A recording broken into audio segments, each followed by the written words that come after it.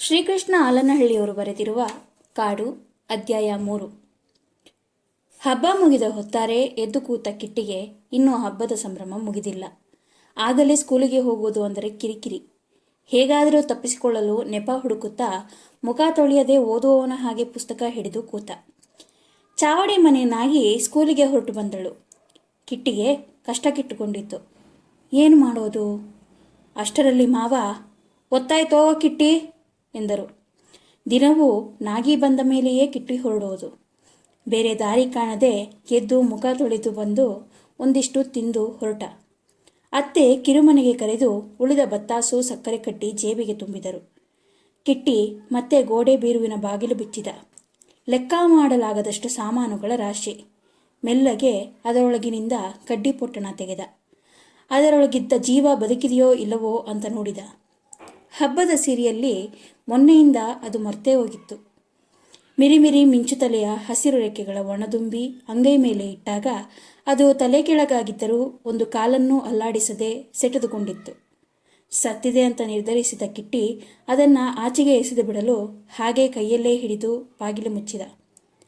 ಮಂಚದ ಹತ್ತಿರ ನಿಂತಿದ್ದ ನಾಗಿಯ ಕಡೆ ತಿರುಗುಟ್ಟಿ ನೋಡಿದ. ಮಾವ ತಿರುಗಿ, "ಒತ್ತಾಯ್ತಲ್ಲೋ ಕಿಟ್ಟಿ" ಎಂದರು. ಜಡ್ಡು ಕಟ್ಟಿದ ಚೀಲ ಹೆಗಲಿಗೇರಿಸಿ ಮತ್ತೆ ನಾಗಿ ಕಡೆ ಹಲ್ಲು ಕಚ್ಚಿ ನೋಡಿದ್ದೇ ಹೊರಟ. ಸಂಜೆ ಸ್ಕೂಲು ಬಿಟ್ಟಾಗ ಮೋಡ ಕವಿದುಕೊಂಡಿತ್ತು. ಸಣ್ಣಗೆ ಗುಡುಗು. ಹೊಸೂರ ಅಂಕದ ಬೇವಿನ ಮರ ದಾಟುತ್ತಿದ್ದ ಹಾಗೆ ಗೌವಳ್ಳಿ ಹುಡುಗರೆಲ್ಲ ಮಳೆ ಬರುತ್ತದೆಂದು ಓಡತೊಡಗಿದರು. ಕಿಟ್ಟಿ ನಾಗಿಗೆ, "ನಾವು ಓಡದ ನಾಗಿ" ಎಂದ. ಆಗಲಿ ಅಂದ ನಾಗಿ ಕಿಟ್ಟಿ ಜೊತೆ ಲಂಗ ಎತ್ತಿ ಹಿಡಿದು ಓಡತೊಡಗಿದಳು. ಓಡುತ್ತಿದ್ದ ಹಾಗೆ ಲಂಗ ಕಪ್ಪಳಿಸಿ ರಪ್ಪನೆ ಬಿದ್ದು ಬಿಟ್ಟ ನಾಗಿಯ ಮಂಡಿ ತರಚಿತ್ತು. ಕಿಟ್ಟಿ ಅದಕ್ಕೆ ಉಗುಳು ಸವರಿ ಮತ್ತೆ, "ಮೆಲ್ಗೆ ಓಡದ" ಎಂದ. ತಲೆ ಮೇಲೆ ದಪ್ಪ ದಪ್ಪ ಮೋಡಗಳು ದಡಗುಟ್ಟುತ್ತಿದ್ದವು. ಹೊತ್ತು ಮುಳುಗಿಬಿಟ್ಟಂತಾಗಿತ್ತು. ಅಮ್ಮನ ಹುಣಸೆ ಮರದ ಹತ್ತಿರ ಬಂದಾಗ ನಾಗಿ ಹಾದಿ ಪಕ್ಕದ ಪೊದೆಯ ಮೇರೆಗೆ ಹೋಗುತ್ತಾ, "ಕಿಟ್ಟಿ, ಒಸಿ ಅತ್ಲಾಕ್ ತೀರಿಕೊಳ್ಳೋ" ಎಂದು ಲಂಗ ಎತ್ತಿ ಕೂತಳು. ಕಿಟ್ಟಿ ಕುತೂಹಲದಿಂದ ಅವಳ ಕಡೆಗೆ ಕದ್ದು ಕದ್ದು ನೋಡುತ್ತಿದ್ದವನು ಅವಳು ಇನ್ನೇನು ಮೇಲೇಳಬೇಕೆನ್ನುವಷ್ಟರಲ್ಲಿ ಜೋರಾಗಿ, "ನಾಗಿ, ಆವು ಆವು" ಎಂದು ಕೂಗಿದ. ದಿಢೀರನೆ ಎದ್ದು ಓಡಿ ಬಂದ ನಾಗಿ, "ಎಲ್ಲೋ ಕಿಟ್ಟಿ" ಎಂದಳು ತುಂಬ ಗಾಬರಿಯಾಗಿ. ಕಿಟ್ಟಿ ಕಿಸಕ್ಕ ನೆಗುತ್ತಾ, "ಥೂ, ನಿನ್ ಬರೀ ಪುಕ್ಲು ಕಣೆ, ಸುಮ್ಕೆ ಹಾವು ಅಂದರೆ ಅಯ್ಯೋ ಇಸಿ" ಎಂದು ನಾಗಿಯ ಒದ್ದೆಯಾಗಿ ಬಿಟ್ಟಿದ್ದ ಲಂಗದ ಕಡೆ ನೋಡುತ್ತಾ ನಗತೊಡಗಿದ. ನಾಗಿಗೆ ನಾಚಿಕೆ ಕೋಪ ಒಟ್ಟಿಗೆ ಆಗಿ ಹತ್ತು ಬಿಡುವಂತಾಯಿತು. ಮುಖ ಬಿಗಿದುಕೊಂಡು ಮಾತಾಡದೆ ಹೊರಟಳು. ಕಿಟ್ಟಿಗೆ ನಿನ್ನೆ ರಾತ್ರಿ ಉಚ್ಚೆ ಮಾಡಿಕೊಂಡು ಬಿಟ್ಟಿದ್ದು ದಡಕ್ಕನೆ ನೆನಪಾಯಿತು. ಕೂಡು ರಸ್ತೆ ಮುಗಿದು ಕೋಟೆ ಮೈಸೂರು ರಸ್ತೆ ಬಂದಾಗ ಇಷ್ಟು ದಿನದ ಹಾಗೆ ಮೈಸೂರು ಕಡೆಯಿಂದ ಕೋಟೆಗೆ ಹೋಗುವ ಸಂಜೆ ಬಸ್ಸನ್ನು ನೋಡಲು ಸಂತೆಮಾಳದ ಹತ್ತಿರ ಕಾಯಲಿಲ್ಲ. ತಲೆ ಮೇಲೆ ದಪ್ಪ ದಪ್ಪ ಮೂಡುಗಳು ಬಡಿದಾಡತೊಡಗಿದ್ದವು. ಜೋರಾಗೊಮ್ಮೆ ಗುಡುಗಿದಾಗ ಇಬ್ಬರು ಬೆಚ್ಚಿದರು. ಹನುಮಂತರಾಯನ ಗುಡಿ ಹತ್ತಿರ ಬರುತ್ತಿದ್ದಂತೆ ಸಣ್ಣ ಸಣ್ಣ ಹನಿ ಸಿಡಿಯತೊಡಗಿದವು. ಸಂಜೆ ಮಬ್ಬು ಕವಿಯುತ್ತಿತ್ತು. ಕಿಟ್ಟಿಗೆ ಹಠಾತ್ತನೆ 3 ದಿನದ ಹಿಂದೆ ಗುಡಿಯ ಹಿಂದೆ ಕಾರೆಗುತ್ತಿಯಲ್ಲಿ ಅಡೆಕಟ್ಟಿದ ಕಾರೆಹಣ್ಣು ನೆನಪಾಗಿ ನಾಗಿಗೆ ಹೇಳಿದ. ನಾಗಿ, "ಚೆನ್ನಾಗಿ ಹಣ್ಣಾಗ್ಬಿಟ್ಟಿರ್ತವೆ ಅಲ್ವಾ ಕಿಟ್ಟಿ" ಅಂದಳು. ಮಳೆ ಹನಿ ಸಿಡುವುದು ಕಂಡು ಕಿಟ್ಟಿ, "ನಾಳಿಗೆ ತಕ್ಕಳದ ನಾಗಿ, ಮಳೆ ಬಂದ್ಬಿಡ್ತದೆ" ಎಂದ. ನಾಗಿ ಒಪ್ಪಲಿಲ್ಲ. "ಅಯ್ಯೋ, ಮಳೆ ಬಂದರೆ ಕೊಚ್ಕೊಂಡು ಹೋದ್ರೆ" ಅಂದಾಗ ಕಿಟ್ಟಿಗೆ ಅವತ್ತೊಂದು ದಿನ ಹಾಗೆ ಆಗಿದ್ದು ನೆನಪಾಗಿ ಗುಡಿ ಹಿಂದೆ ನಡೆದ. ಯಾವ ಗುತ್ತಿ ಅಂತ ಬೇಗ ಗೊತ್ತಾಗಲಿಲ್ಲ. ಹುಡುಕಾಡುತ್ತಾ ಹಾಗೆ ಹಳ್ಳದ ಕಡೆ ಲಕ್ಕಿ ಗಿಡಗಳು ಅಲ್ಲಾಡುವುದು ಕಂಡ. ಮೊಲಗಿಲ ಇರಬೇಕೆಂದು ಮೆಲ್ಲಗೆ ನಾಗಿಗೆ ಮಾತಾಡಬೇಡ ಅಂತ ಹೇಳಿ ನೀರು ಕೊರೆದು ಕೊರಕಲಾಕಿ ಅಲ್ಲಲ್ಲೇ ಮರಳು ರಾಶಿ ಹಾಕಿದ್ದ ಹಳ್ಳಕ್ಕೆ ಇಳಿದು ಬಗ್ಗಿ ನೋಡಿದ. ಮಾತಾಡದೆ ನೋಡುತ್ತಲೇ ನಿಂತಿದ್ದ ಕಿಟ್ಟಿಯನ್ನ ನಾಗಿ ಕುತೂಹಲದಿಂದ ನೋಡತೊಡಗಿದಳು. ಕಿಟ್ಟಿಗೆ ದೆವ್ವವಿರಬೇಕೆಂದು ಒಂದು ಕ್ಷಣ ರೋಮಗಳೆಲ್ಲ ನೆಟ್ಟಗೆ ನಿಂತವು. ಮೊನ್ನೆ ಸಂಜೆ ಇಲ್ಲೇ ಎಲ್ಲೋ ಆ ಮಂತ್ರದವನು ಪೂಜೆ ಹಾಕಿದ್ದು. ದೆಟ್ಟಿಸಿ ನೋಡಿದ. ಯಾರೋ ಮಲಗಿದ್ದರು. ನಾಗಿ ತಡೆಯದೆ ಜೋರಾಗಿ, "ಕಿಟ್ಟಿ, ಏನೋ ಅದು" ಎಂದು ಬಿಟ್ಟಳು. ಮಲಗಿದ್ದವರು ಬಟ್ಟೆ ಸರಿಪಡಿಸಿಕೊಳ್ಳುತ್ತಾ ದಡ ಎದ್ದರು. ಕಿಟ್ಟಿ ಅಲ್ಲಿಂದ ಚಂಗನೆ ನೆಗೆದು ನಾಗಿಯ ಕೈ ಹಿಡಿದು ಎಳೆದುಕೊಂಡು ಓಡುತ್ತಾ, "ಥೂ ಇಸಿ" ಎಂದಾಗ ನಾಗಿಗೆ ಏನಂತ ಅರ್ಥವಾಗದೆ, "ಏನೋ ಕಿಟ್ಟಿ" ಅಂದಳು. ತೋಪಿನ ಹತ್ತಿರ ಬಂದಾಗ ಕತ್ತಲೆ ಆಗಿಬಿಟ್ಟಂತಾಗಿತ್ತು. ನಾಗಿ ಕಾಟ ತಡೆಯಲಾಗದೆ ಕಿಟ್ಟಿ, ಅದು ಗುಡಿ ಐನೂರಿಲ್ವಾ ನಾಗಿ? ಅವರು ಒಲೇರ್ ಕಾಳಿ ಜೊತೆ ಬಟ್ಟೆನೆಲ್ಲ ಬಿಚಾಕ್ ಮಲಗಿದ್ರು ಕಣೆ ಎಂದು ನಗತೊಡಗಿದ. ನಾಗಿಗೆ ತುಂಬ ವಿಚಿತ್ರವೆನಿಸಿ, ಹಂಗ್ಯಾಕೋ ಮಲಗಿದ್ರು ಕಿಟ್ಟಿ ಎಂದಳು. ಥೂ, ನೀನು ಅಂಥದ್ನೆಲ್ಲ ಕೇಳಬಾರ್ದು ಕಣೆ ಅಂದ. ಹನಿ ದಪ್ಪನಾಗಿ ಸಿಡಿಯತೊಡಗಿದವು. ಸಿಡಿದ ಹನಿಗೆ ಮುಖ ಒಡ್ಡುವುದೆಂದರೆ ತುಂಬ ಸುಖ. ಪಟ ಸಿಡಿಯುತ್ತಿದ್ದ ಹನಿ ಜೋರಾಗಿ ಸಿಡಿಯತೊಡಗಿದವು. ಓಣಿ ತಿರುವಿಗೆ ಬಂದು ತಿರುಗಿ ನೋಡಿದರು. ಯಾರೂ ಬರುವ ಹಾಗೆ ಕಾಣಲಿಲ್ಲ. ಬಟ್ಟೆ ಒದ್ದೆಯಾದವು.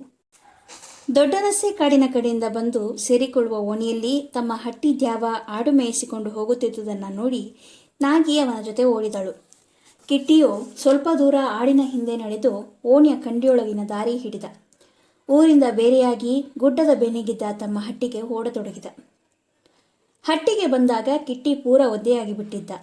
ಚೆನ್ನಾಗಿ ತಲೆ ಒರೆಸಿದ ಅತ್ತೆ ಒಲೆ ಮುಂದೆ ಕೂರಿಸಿ ರೊಟ್ಟಿಗೆಷ್ಟು ತುಪ್ಪ ಹಾಕಿ ಕೊಟ್ಟಾಗ ತಿನ್ನುತ್ತಿದ್ದ ಕಿಟ್ಟಿಗೆ ಈ ಕೂಡಲೇ ಗುಡಿ ಹಿಂದೆ ಕಂಡಿದ್ದ ಸೋಜಿಗ ಹೇಳಿಬಿಡುವ ಅವಸರ.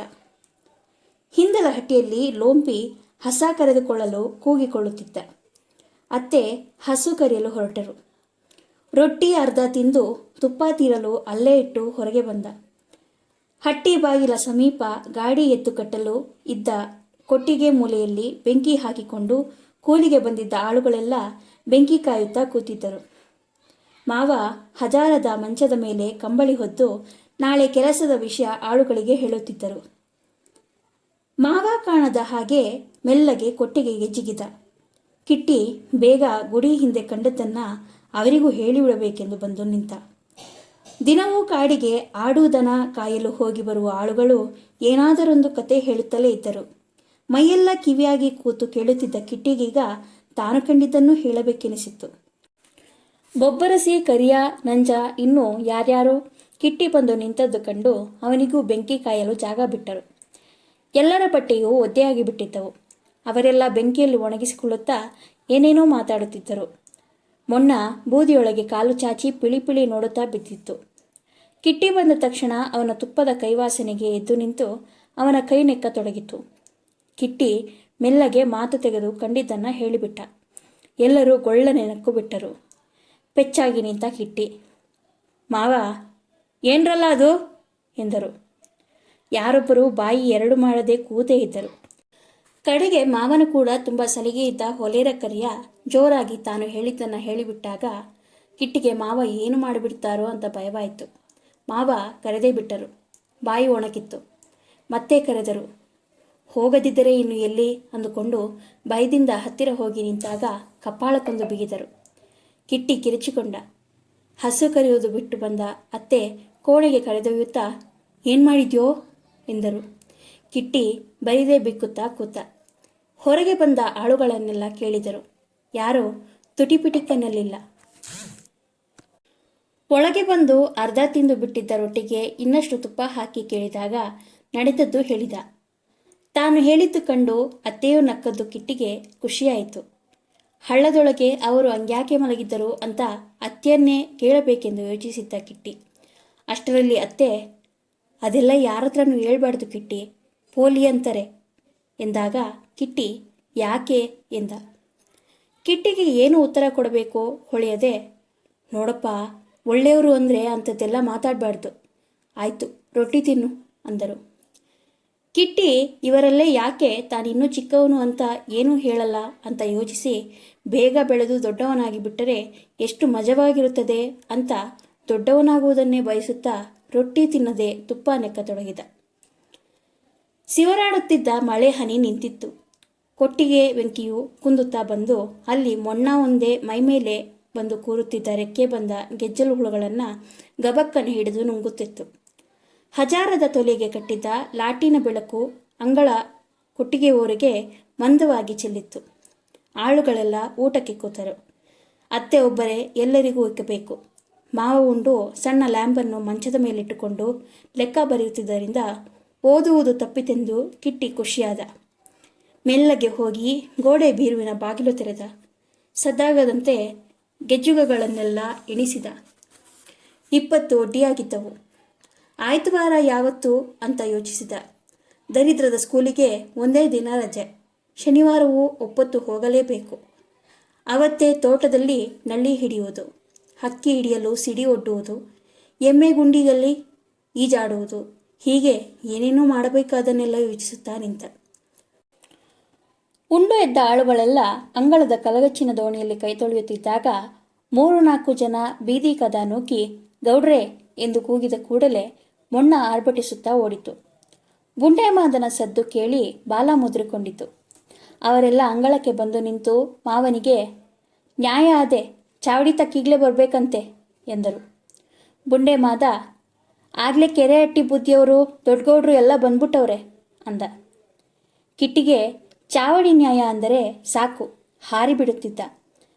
ತಮ್ಮ ಹಟ್ಟಿಯಲ್ಲೇ ಜೀತಕ್ಕಿದ್ದ ಬುಂಡೇಮಾದ ಈ ವರ್ಷ ಜೀತ ಬಿಟ್ಟು ಕೂಳುವಾಡಿಯಾಗಿಬಿಟ್ಟಿದ್ದ. ಅವನು ಅಂಗಳದ ಕಂಬಕ್ಕೆ ಒರಗಿ ನಿಂತಿದ್ದ ಕರಿಯನ ಜೊತೆ ಏನೋ ಪಿಸುಗುಟ್ಟುತ್ತಿದ್ದ. ಮೊನ್ನೆ ದೊಡ್ಡ ನಿಂಗಣ್ಣನ ಪಿಲ್ಲಿ ಅಗಸರ ಚಿಕ್ಕಿ ಹಟ್ಟಿಗೆ ನುಗ್ಗಿಬಿಟ್ಟಿದ್ದ ಅಂತ ಅವನಿಗೆ ಮಾವ 4 ಬಿಗಿದಾಗ ಪಾಪ ಎಂದುಕೊಂಡ ಕಿಟ್ಟಿಗೆ ಮಾತಿಗೂ ನಗಿಸುವ ಕಲ್ಲಾಯಿ ಸಾಬಿಗೂ ಅವತ್ತು ಯಾಕೋ ಹೊಡೆತ ಬಿದ್ದಾಗ ಅವನು ತಪ್ಪಾಯ್ತು ಮಾಸ್ವಾಮಿ ಅಂತ ಎಲ್ಲರ ಕಾಲಿಗೂ ಬೀಳುವಾಗ ನಗು ಬಂದು ಬಿಟ್ಟಿತ್ತು. ಮೆಲ್ಲಗೆ ಚಾವಡಿಗೆ ಹಾರಿ ನಾಗಿ ಮನೆ ಜಗಲು ಮೇಲೆ ಕೂತು ಇವತ್ತಿನ ನ್ಯಾಯ ನೋಡಬೇಕೆಂದು ಆಗಲೇ ಸಿಳ್ಳನಿಗೆ ಪಿಸುಗುಟ್ಟಿದ. ಮಾವ ಲೆಕ್ಕದ ಪುಸ್ತಕಗಳನ್ನು ಜೋಡಿಸಿಟ್ಟ. ಏನ್ಲ ಮಾದ, ಇವತ್ತೆಂಥದಂತಲ ನ್ಯಾಯ ಎಂದು ಗಳದ ಮೇಲಿದ್ದ ಚೌಕ ಹೆಗಲಿಗೆ ಹಾಕಿ ತೊಲೆ ಸಂದಿಯಲ್ಲಿದ್ದ ಬ್ಯಾಟರಿ ಹಿಡಿದು ಹೊರಡುತ್ತಾ ಮಾತೆ ಆಡದಿದ್ದ ಮಾದನಿಗೆ ಮತ್ತೆ ಎಂಥದಂತಲ ಎಂದರು. ಮಾದ ಅಂಜುತ್ತಾ ಅದೇ ಕಣ್ರಪ್ಪ, ನಮ್ಮ ಕೇರಿ ಗಡ್ಗೆ ಸುಬ್ಬನ ಹೆಂಡ್ತಿ ದ್ಯಾವಿ ಒಸಿ ಹಂಗೆ ಅಲೂರ ಅವಳುವೇ ಎಂದು ಇನ್ನೇನೂ ಹೇಳುತ್ತಾ ಆಚೆ ಹೋದ ತಕ್ಷಣ ಕಿಟ್ಟಿ ಅತ್ತೆಯ ಹತ್ತಿರ ಮೆಲ್ಲಗೆ ಅತ್ತೆ ನಾಗಿ ಅಟ್ಟಿಗೆ ಹೋಗ್ಬತ್ತೀನಿ ಎಂದ.